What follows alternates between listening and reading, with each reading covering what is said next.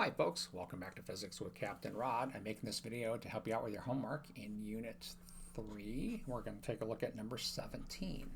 So number 17 is about a truck, and the mass of the truck is some number given in the problem. And this truck is going up a hill. The height of the hill is some number given in the problem. And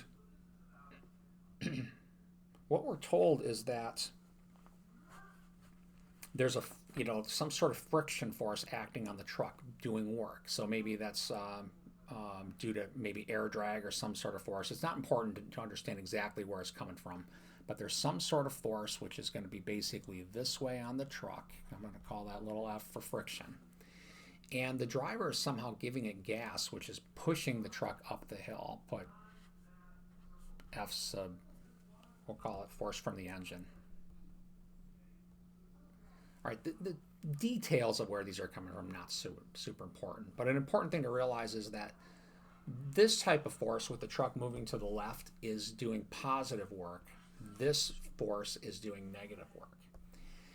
And if we write out the work energy theorem, calling this position 1 and this position 2, we got PE1 plus KE1 plus the work on the truck between positions 1 and position 2. That's going to equal PE2 plus KE2.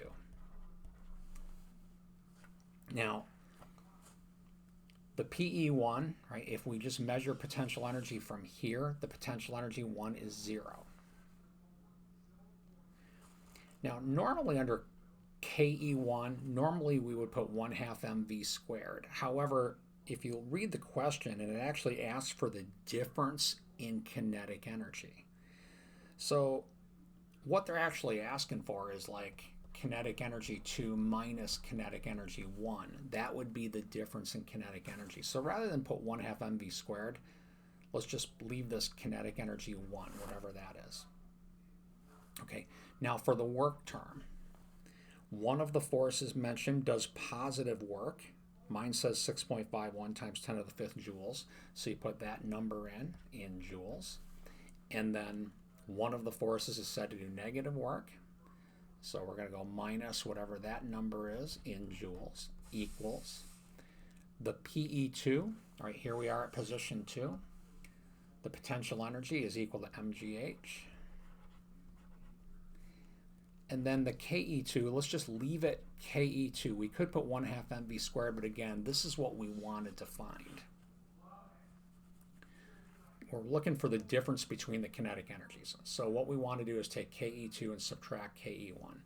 So now, when you do the algebra on this problem, right, you're going to take this and move it over to the right by subtracting it from both sides. And then you're going to take this and move it over to the left by subtracting it from both sides. And then basically you'll have a number equals KE2 minus KE1. And just figure out what that number is. So hopefully that'll get you through number 17. Hope you enjoyed. Have a great day.